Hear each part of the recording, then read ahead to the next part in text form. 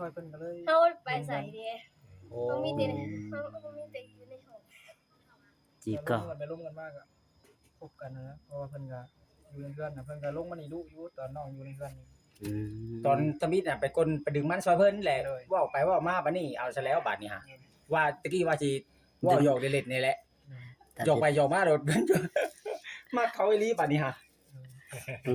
พี่น้องเอ้ยนี่แหละความหักเนาะบ่ยากพี่น้องเอ้ยจากน้อยทีละน้อยทีละน้อย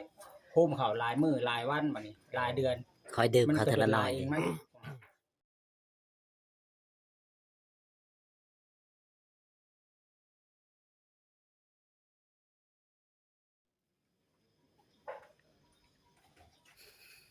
คิดฮอดจ้อยๆเลยเนาะน้องตุ๊คันบ่ได้มาหาเนาะแม่นบ่ เปิดแล้วกิน หรือ ฮอด หรือว่าจะต้องโทรหา น้องชายกินฮอดแม่นว่าน้องชาย ต่างคนต่าง เออ เบิ่งน้องตุ๊กน่ะโตงอโตบิดโตเบี้ยอยู่ แม่น ว่าสิเอาเปิด เคินอาย คนต่อพอๆกันนะเขาว่าหักพอๆกันอืม นี่แหละความรักเป็นสิ่งที่สวยงาม แม่นมีทางหวานตะคุมเด้อผมหักนี่มีทางสมหวัง บัดหวานก็หวานเนาะ แม่น บัดคมได้เป็นจังได๋บ่าวกำไผ ผมมันก็กลัวพักกระดาวผู้ใดซ้ำเครือกับห้อกินบ่ได้บัดคมกันพี่น้องเลย เป็นตาญาติเนาะเวลามันคมกันเนาะ มันขมบ่คือตอนมันหวานดิ ไข่หวานแบบคือตอนต้นนี่ตลอดไปเด้อ อืม เวลาคมก็เป็นตาญาติได้น้องชัยความรัก จักไข่แล้วจิกคมจักไข่ชายจักไข่ยิ่งสิคมตัวนี้เนาะมีแต่อยากให้หวานเดียวหั่นแหละจังได๋ก็ แม่น เฮาเพราะว่าเฮาอยู่สองคนกับหัวใจก็สองหน่วยคันว่าสิเอาใจผู้หนึงผู้ใดก็บ่ได้ต้องเอาใจเพิ่นมาใส่ใจโตเพราะว่าเฮามีหัวใจสองหน่วยเด้บัดนี้มาอยู่ร่วมกัน เอามีสองเป็นยังไง4 มือ2 4 ตีน แม่นถือว่าเฮานี่มี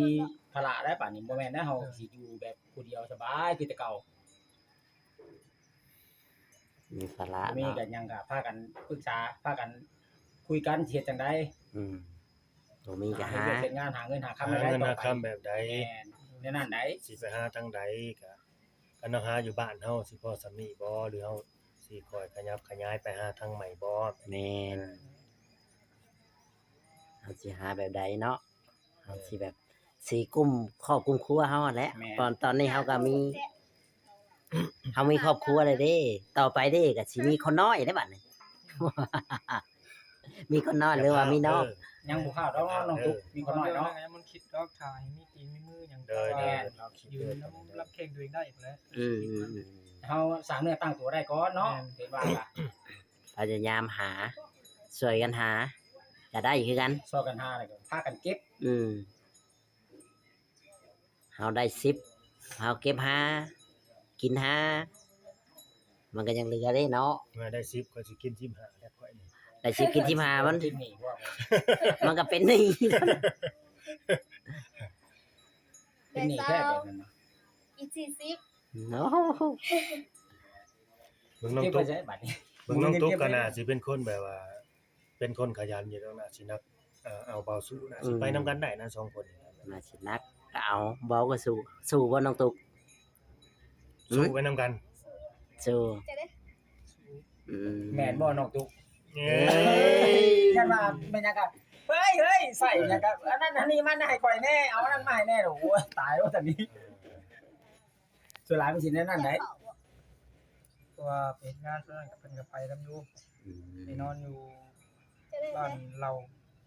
ไปเฮ็ดเวียกไปตัดอ้อยหัวหน้าเพิ่นก็ไปนำจนแล้วจนนั้นก็เลยได้มาพร้อมกัน ไปเฮ็ดเวียกเฮ็ดงาน แม่นจมพอเพิ่นก็ว่าคบกันมาฮอด7-8เดือนนี่ได้ดิเนาะ อืม ไปฮอดพี่น้องเอ้ยฮอดปางอ้อยไปตัดอ้อยก็ยังเคยไปเหมือนกันแล้วเพิ่นบ่ โดย ไปใช้ก็ไปน้ำเนาะ โดย เพิ่นก็นั่นแหละคนหักกัน แม่นคนหากันมีหยังก็ช่วยกัน แม่น บางเทื่อก็บ่ได้ไปเฮ็ดเวียกช่วยก็ได้ไปแต่งแรงแต่งง่ายหรือว่าซักเสื้อผ้าให้กันยังใคร อืม นั่นน่ะ เกี่ยวว่าเป็นกำลังใจให้เนาะ แม่น กำลังแรงกำลังใจ กำลังแรงกำลังใจที่ว่า เห็นรอยยิ้มเมียก็ดีใจแล้ว กลับมาแต่ที่เรียกบัดหัวยิ้มเป็นใช่เด้อเมื่อยจะบอกว่าอ้าวน้ำเย็นๆกินบัดมีแห้งได้ผัวให้เรียกก็ดีเนาะ เคยอยู่ว่าน้องตุกเอาน้ำเย็นๆให้ผัวกินแบบมาเมื่อยๆน่ะ ฟังก่อนดิ เคยบ่น้องชัย โ โดยเพิ่นก็เคย อืม เพิ่นก็มาฮอดเพิ่นก็เข้าน้ำเพิ่นก็แล้วไปแล้ว เนาะ เฮ็ดเวียกได้หน่อยได้หลาย ถึงว่าเฮาเฮ็ดเวียกบ่ได้หลายจำหมู่ เอ ก็ อจะคือว่า มีผู้คอยอยู่บ้านนี่ก็มีผู้เว้ามีผู้ว่าเจ้าก็เฮ็ดเวียกก็ดุมีผู้ย่อง มีผู้ชมนี่ก็ดีใจอยู่ได้เนาะ แม่ มาเฮ็ดเวียกเมื่อยก็วายเมื่อยไปกับบาดอยู่เด้ ก็ยังมีรอยยิ้มเนาะมาตอนแรกก็ยังมีคนเว้าคนปากคนคุยนํกันงำแงงงอมแงงงอมแงงคุยเรื่องนั้นเรื่องนี้ก็มีความสุขแล้วบัดนี้นี่แหละผัวหนุ่มเมียสาวเขาว่า แม่นเกินว่าเขาไม่ปลามัน อืม พอถึงซึ่งกวดเบียร์ไปยัง ยังเลย จังได้ก็เป็นกำลังใจให้น้อง อย่า ทุ พึ่ ก ง คน นะ เนาะ โอ้ยให้มันแล้วก่อนยังหานาที แม่นยังบ่จอยเนาะ น้องถามต่อไปตุตายบัดเจ้าหานาทีมันยาอะไรมันนี่ ไปถ่ายได้ก็ได้หานาทีทั้งนี้ได้เศร้าหา โอ้ พูดได้ ต่างกันหลาย เกินไปแล้วเจ้านี่ แล้วสิบ่มีแนวสิถามน้องเลย แม่น ความหวานก็ขึ้นตลอด หมุนกันขึ้นวานก็จะให้เป็นเบาหวานได้หวานแต่บ่มักก็ซื่อเด้ กินหวานตัวโอ้ตายได้ เห็นว่าใกล้ลงงานน้ำอ้อยน้ำตาลเลยสิ เอาอย่างเดียวดิ เอาแต่น้ำตาลมากินดิอืม บัดไปสีดหยกสีดหญ้าก็สิไปน้ำเพิ่นอยู่บ่น้องตุ๊กหรือว่ารออยู่บ้านถ้าแต่งเล่นแต่งง่าย ชาวฉีดยาคือสิบ่ให้เพิ่นไปนำดอกเพราะว่ามันอันตรายเนี่ยเพราะว่ายามันแห้งอะนะ โดยเพราะว่า ถ้าว่าผู้แพ้ก็ผิวหนังมันก็ลอกกับเปื่อยเอาเลยนะ เพราะว่าผู้หญิงมันจะเป็นแบบว่าเป็นเพศที่บ่แข็งแรงปานใดเนาะ แม่นแต่ว่าผู้ชายคือพวกน้องถ้ากันลังเทื่อยังมีแบบเป็นบาดเป็นแป้วอะไร เอามือมาผ่าน บางคนก็มักไปวิ่งเป็นเวียนแมันบ่ แม่ ผู้แพ้นะ อืม อืม แต่แบบบาดน้อยๆคันยาถือมันต้องออกเป็นบาดใหญ่ไปเลย มันแบบมันเซยเป็นบาดเป็นเปื่อยไปเลย แม่นมันก็นานดีรักษาเนี่ย เพื่อนแล้วเสื้อย ายังคือนะ แปลว่ายาแห้งอยู่ดีๆเนาะ ยาบริษัทมันแห้งอยู่แล้วเพราะว่าเพิ่นก็กำหนดมาให้แบบแห้งๆเลยนะ อ๋อ ให้มันรอบเดียวจบเลยแหละ ขาแมงไหม้เลย สีดาแบบถือว่าทรงเชือนะถือว่าซักมาชำระร่างกายถือว่าให้สะอาดนะเนาะ แม่นแต่ว่าซักแล้วลังเทื่อแบบ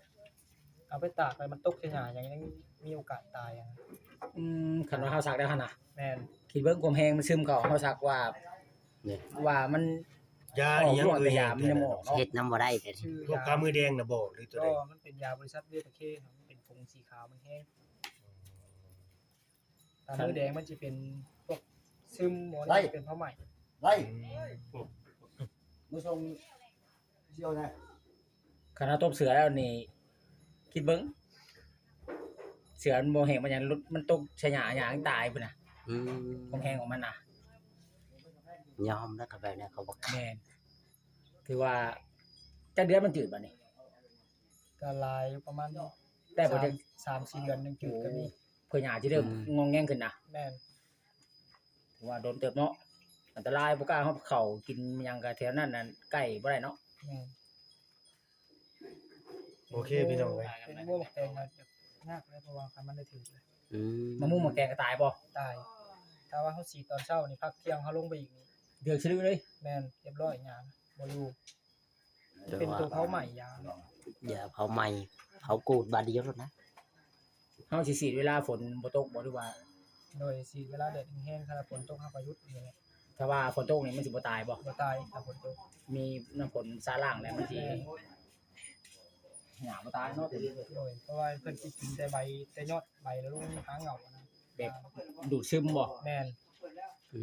ม เจ้าแต่ยอดไปหาลำต้น หยาดอกหยาดคิวหยาดเทิดนี่บ่ได้ยั้งแม่นบ่ ก็ทุกไม้ใหญ่ก็ ดูดซึมบ่ดีเนาะแต่ลำบากไปถึงล่างเอา ตาย ต้นไม้ใหญ่ยังตาย คนมันจำได้เลย คนเฮานี่ ว้าวเราก็อยาก ชมแล้วว่าอันตรายอยู่เด้ ได้ใส่ถุงมืออย่างไรใส่ปิดปากปิดดังเนี่ย สติเจ้าของเนาะ อืม พอเปลี่ยนคน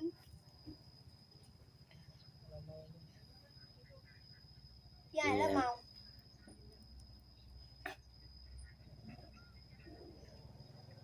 นี่แหละเนาะทางน้องๆเพิ่นก็ได้ เดี๋ยว ก็ เรา ถือว่า โอเคได้พี่น้องเอ้ยเนาะเฮาก็สิได้ จบคลิปเนาะ จบคลิปแล้วสิได้ขอตัวได้บาดนี้เนาะจะได้ก็เป็นกำลังใจให้น้องทั้งสองคนก่อนเนาะ สู่ต่อไป ให้แบ่งกันแล้วก็สู้นำกันไปนะเนาะมีหยังก็ได้ขอจากกันนั่นล่ะ หักกันแล้วเป็นเมียนี่ผัวทิพย์เมียแก้ว โอเคแม่ทิพ เห็น ย์ ป่ะผัวทิพย์ไม่ทิพย์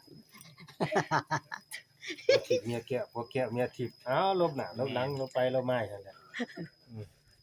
เนาะ โอ้ยเว้ามันยังตลกแน่นะ แม่นประมาณอันเดียวกันนั่นแหละ เดี๋ยวน้องตุ๊กบ่ยิ้มได้จังได๋ เงินเก่งอยู่แล้วน้องตุ๊ก น้องตุ๊กเป็นคนอารมณ์ดีอยู่แหละน้องตุ๊กน่ะคนอารมณ์ดีเนาะแบบ ลาเริงเนาะ แม่นน่ะสิเอาใจทั้งอันอ้ายเพิ่นได้ดีอยู่ดอก แม่น เนาะให้ใช่เพิ่นได้ดีอยู่ดอก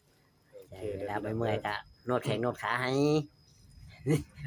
เคยนวดอยู่ว่าน้องตุ๊กยันว่าคอยเมื่อยได้อย่างฉันอย่างชี้บีบนวดให้ก่อนนี่ อ่ะตามนั่นแหละพี่น้องเอ้ย แ เนาะ ม่น ฝากกดไลค์กดแชร์กดติ ติ ด ด ตาม ตามให้กำลังใจเนาะ โอ้ยอยู่ดีมีแห้งแบ่งปันกันคือเก่าสู้ๆเด้อพวกน้องเด้อเอาสบายดี สบายดี โอ้ย